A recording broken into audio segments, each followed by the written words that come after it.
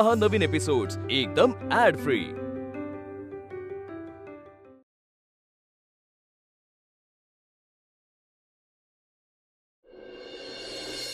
बाबा ही इन्व्हेस्टमेंट आहे, गुंतवणूक आहे ही। कमी वेळात जर जास्त पैसे कमवायचे असतील तर मला मोठे मोठे प्रोजेक्ट मिळवायला हवे। बाबा आता कुठे मी बिझनेसची सुरुवात केली आहे, या लोकांचा माझ्यावर विश्वास बसायला हवा म्हणून मी हे सगळं करतो। हे घड्याळ बघून तुझ्यावर लोक विश्वास ठेवतील आणि तुला काम देतील, हा तुझा गैरसमज आहे श्रेयस। आणि एक ध्यानात ठेव, 25,000 रुपयाचं घड्याळ देखील तीच वेळ दाखवते जे माझं 1000 रुपयाचं घड्याळ दाखवतो। चुकता तुम्ही बाबा, तुमचं घड्याळ तुमची वेळ दाखवते,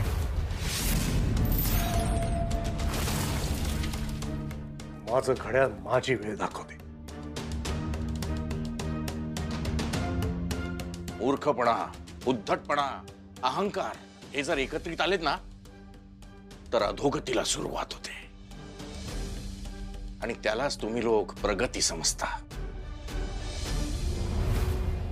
हे जे काय सतत तुम्ही बोलत असता ना, यात ना तुमच्या मनातली माझ्याबद्दलची ईर्ष्या दिसते। जळता तुम्ही माझ्यावर। हो आई, आज मी जे काय कमवलंय, जे काय करतोय ते यांना आयुष्यभरात करता आलं नाही ना, म्हणून यांच्या पोटात दुखतं। बापासून मुलाच्या प्रगतीवर जळतात हे। श्रेयस,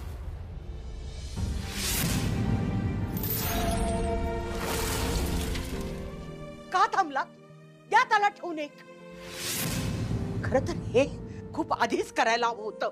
आई हो, आजपर्यंत कधीच मी तुला काही बोलले नाही, नेहमी तुला पाठीशी घातलं। पण तुझ्या वडिलांबद्दल तू एक अपशब्द जरी काढलास ना तर तो मी सहन करून घेणार नाही। काय म्हणालास? तुझा बाप तुझ्यावर जळतो? अरे जळण्यासारखं काय केलंय, काय मिळवलंय आयुष्यात? अरे म्हणाला तू 2 पोरीचा बाप आहेस, पण बाप काय असतो ना हेही तुला माहित नाही। बापाची लायकी करतो, खरं तर त्याच्या पुढ्यात उभी राहायची तुझी लायकी नाहीये। चालता हो माझ्या डोळ्यासमोरून, चालता हो, चालता हो।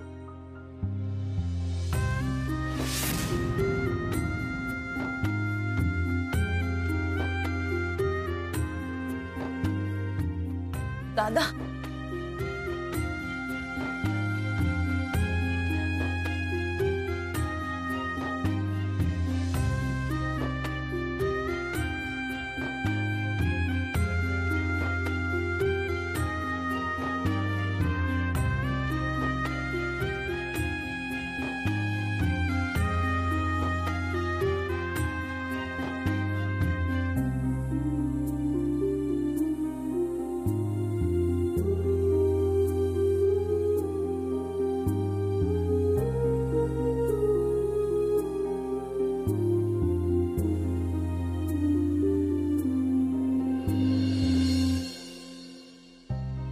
संजू, कुहू, मयू, एक हे घ्या, हे तोंडावर बांधा, नाहीतर धुळू नाका तोंडात जाईल। हा काका, बबन नाही ना सोसायटीतल्या सगळ्या मुलांना कामाला लावलंय हो ना बाबा? हो, दसऱ्याला आपण गाड्या स्वच्छ करतो, घर स्वच्छ करतो, रंगकाम करतो घराचं। बरं आहे, यावर्षी आपली गच्ची स्वच्छ होत आहे, उत्तम आहे। सगळं मी करीन, फक्त रावणाचं तू बघ, असं म्हणून आहे ना बबननं माझ्या मागे लावलंय हे सगळं। काका तुम्ही सांगा, आता रावणाची काय थीम वगैरे असते का? हे ना आता गणपती सारखं झालंय, म्हणजे नवरात्रीत देवीची मूर्ती आणि दसऱ्याला रावण।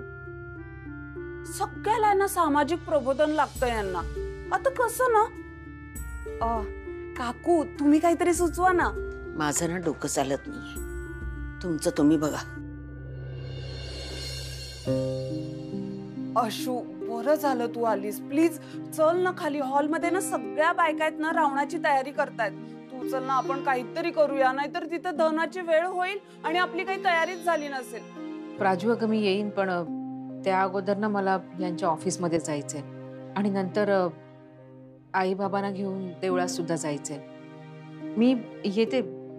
नक्की येशील ना? हो। अच्छा कंपनी, चला।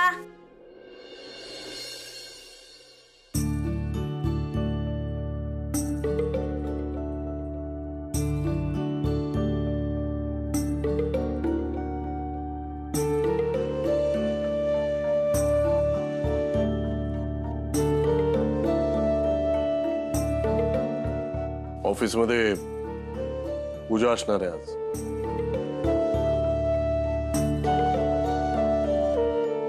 मी येते. ही तोरणाची पिशवी घेऊन तुम्ही जा. बाकी सगळं पूजेचं सामान मी.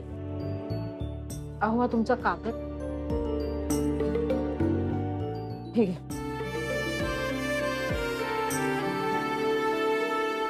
पिशवी. लवकर ये खाली.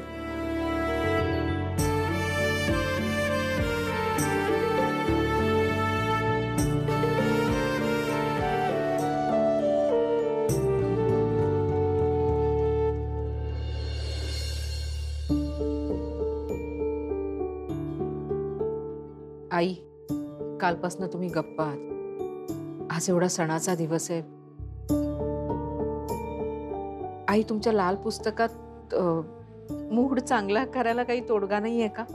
शब्दाने झालेली जखम दिसत नसली ना तरी ती खूप खोलवर असते अश्विनी.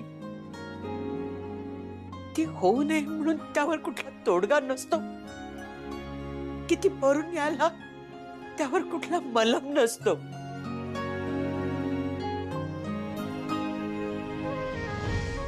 काल त्यांनी त्यांचा हात थांबवला, पण खरं तर खूप आधी मीच त्याच्या कांचीला धडकवायला हवी होती. अगं शांत हो. रात्रभर झोपली नाहीस. कशी झोपू? तुमचा झालेला अपमान मला नाही सहन होऊ शकत. आज या दसऱ्याला माझा फार मोठा गैरसमज दूर झाला. मला कायम असं वाटायचं की तू माझ्यापेक्षा तुझ्या लेकावर जास्त प्रेम करतेस. तुमच्या सुनेमध्ये आणि माझ्यामध्ये एक गोष्ट सारखी आहे. कोणती माहिती? आमच्या दोघींचंही स्वतःच्या नवऱ्यावर खूप प्रेम आहे. खूप. अश्विनी, उशीर होईल, जा तू.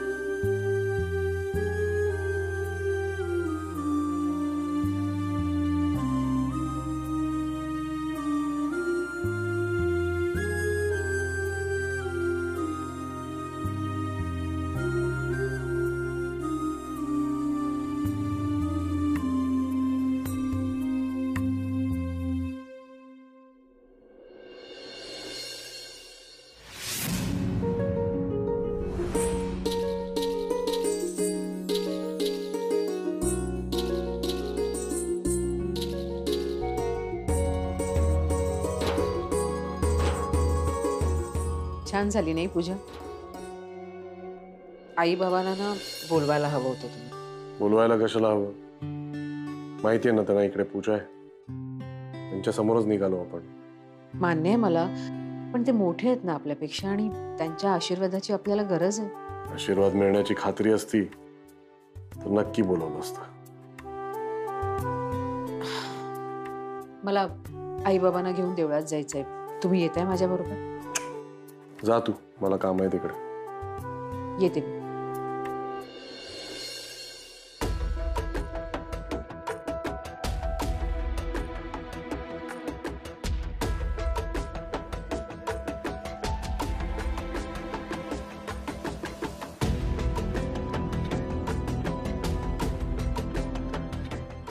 हा नमस्कार. सपकाळ सरांनी पुढचा चेक घ्यायला सांगितलेला. मी श्रेयस वाघमारे बोलतोय. एकदा विचारा ना त्यांना. ठीक आहे. हा ठीक आहे, थँक्यू.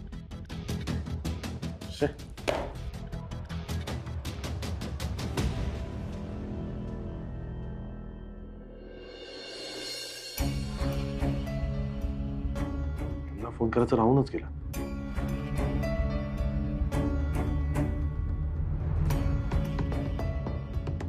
हॅलो.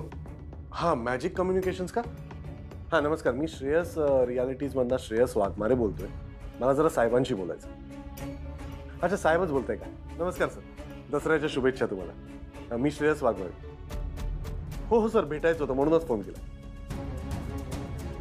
हो भेटूया ना सर, आज भेटूया ना. नाही, दसऱ्याचा दिवस आहे, चांगला दिवस आहे, आजच भेटूया. नक्की सर, येतो मी. Sir thank you sir, thank you. अरे वा, डायरेक्ट मीटिंग. चला, आजचा दिवस मस्त सुरू झालाय. वेल डन श्रेयस वाघमारे. त्याला वाटतं ते सगळं करतोय तू, पण जे काही चांगलं होतं ते तुझ्यामुळे, ते त्याला कळतच नाहीये. नाही बाबा, जे काही चांगलं होत आहे ना ते गणूमुळे होत आहे.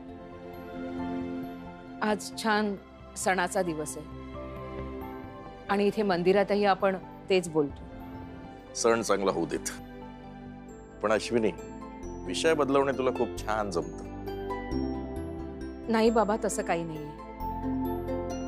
यांचा स्वभाव तुम्हाला माहितीच आहे. त्यांच्या वतीने मी तुमची माफी मागते. अरे ते रागाच्या भरात भलतच काहीतरी बोलून गेले, पण ते जे काही बोलले आहे ना त्याचा त्रास त्यांनाही तेवढाच होत असेल बाबा. पण एक सांगू का, त्यांचं सगळ्यात जास्त प्रेम तुम्हा दोघांवर आहे. नवऱ्याची बाजू सांभाळून घेते. नाही आई, तसं नाहीये. त्यांना राग आला ना की कळतच नाही काय बोलावं ते. आता तेवढी एक गोष्ट सोडली ना तर ते अगदी नारळासारखे, बाहेरून कठीण आणि आतून मन तितकंच हळव. सुना आपल्या सासवांना त्यांच्याच मुलाबद्दल का सांगतात कळत नाही. मी आलेच. खरं श्रेयसनं मागच्या जन्मी खूप पुण्य केलं असेल, म्हणून अश्विनी सारखी बायको मिळाली त्याला.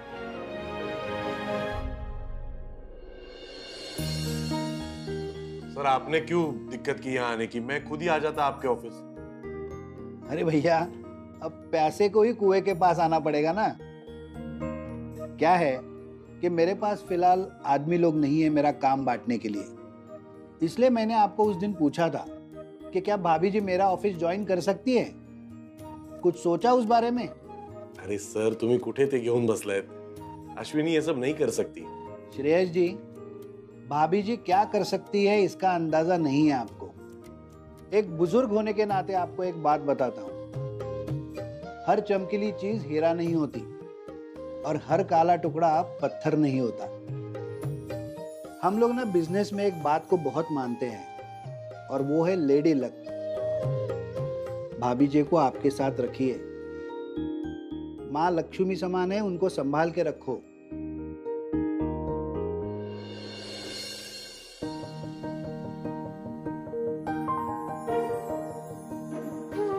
यांना कळत नाहीये. त्यांना जे म्हणायचंय ते चूक नाहीये, पण त्यांची म्हणण्याची पद्धत चुकीची. मला माहितीये आपली माणसं रागवत नसतात, रुसतात. पण आज दसरा आहे आणि सगळं कसं छान आधीसारखं व्हायला हवं. आई बाबांचा हा रुसवा घालवायला काय करू? सगळ्यांना कसं समजावू? गणू, तूच आता काहीतरी मार्ग दाखव.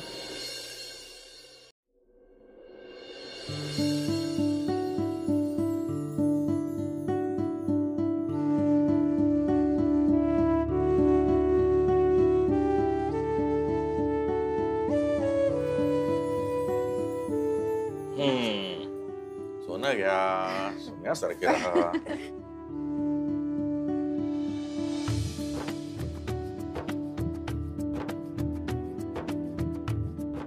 अगं बाबा कुठे आहेत? अरे दादा,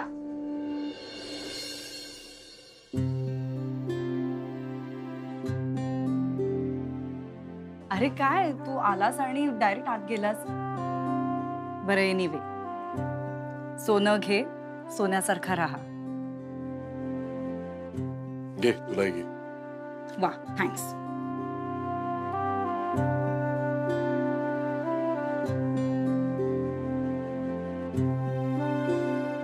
अरे दादा, आता घेतलंयस ना घड्याळ, मग अशा स्पेशल ओकेजन्सला घालायचंच ना.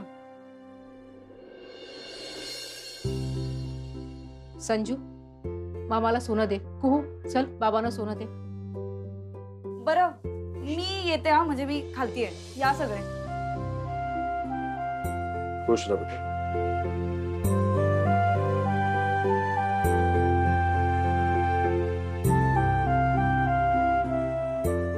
चला आपण जाऊया खाली. अहो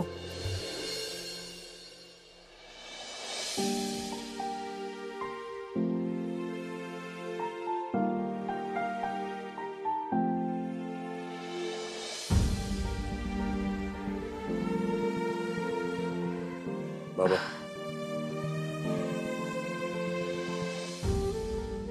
सुखी रहा.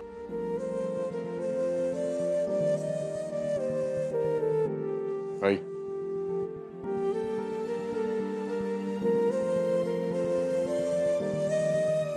अश्विनी आम्ही खाली जाऊन येतो. चल ग. हो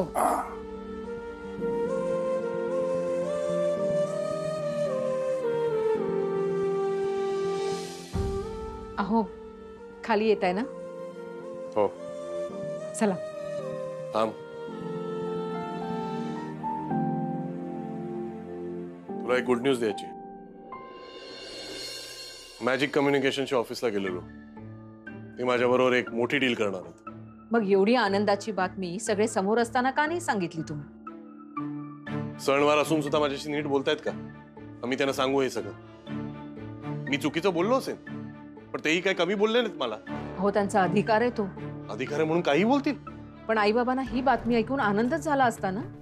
त्यांच्या चेहऱ्याकडे बघून तर वाटत नव्हतं. तुमच्याकडे बघून तरी कुठे वाटतंय. मुळात ना तुम्हाला तुमची स्वतःची चूकच कबूल करायची नाही. आता तूही माझ्यावर चिडणार. तू मला कोणालाच ना माझा आनंद बघवत नाही. हा सगळा प्रॉब्लेम त्या घड्याळामुळे झालाय. ते घड्याळच फोडतो आता आणि देतो त्यांच्या हातात. काय होणार आहे याने? तुम्हाला वाटतं सगळं संपेल? संपणार नाही. प्रॉब्लेम वाढेल. खरं तर माणसाकडनं ना चूक झाल्यावर माणसांनी 3 गोष्टी शिकायच्या असतात. एक तर स्वतःची चूक कबूल करायची, दुसरं त्या चुकीतनं शिकवण घ्यायची आणि तिसरी म्हणजे अशी चूक परत होणार नाही याची काळजी घ्यायची. आता तू ही मला लेक्चर दे. मी लेक्चर नाही देते तुम्हाला, सावध करते. कारण समोरचा माणूस बरोबर आहे हे नाही दिसलं ना तरी चालेल, पण माणसाने स्वतःची चूक कबूल करायला शिकलं पाहिजे. ज्या माणसाच्या डोळ्यावर अहंकाराची पट्टी बांधलेली असते ना त्या माणसाला काही दिसेनासं होतं आणि तुमचंही नेमकं तेच झालंय. कळतंय का तुम्हाला? समजलं?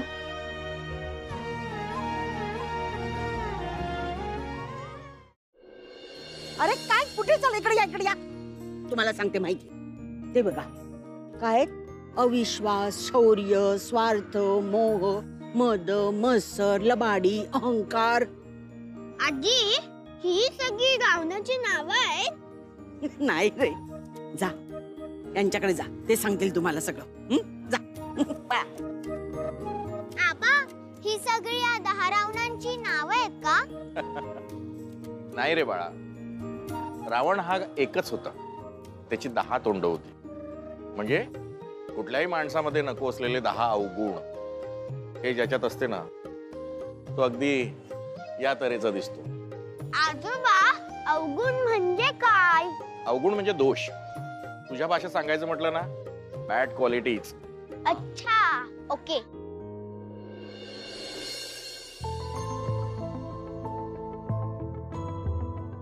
छान दिसतेस. अश्विनी तुझ्या डोक्यात आहे ना ही कल्पना फारच भारी आली आहे. म्हणजे आता तुझ्या डोक्यात आली आहे म्हणल्यावर ती भारी असणारच. आई अहंकार खूप मोठा असतो का ग?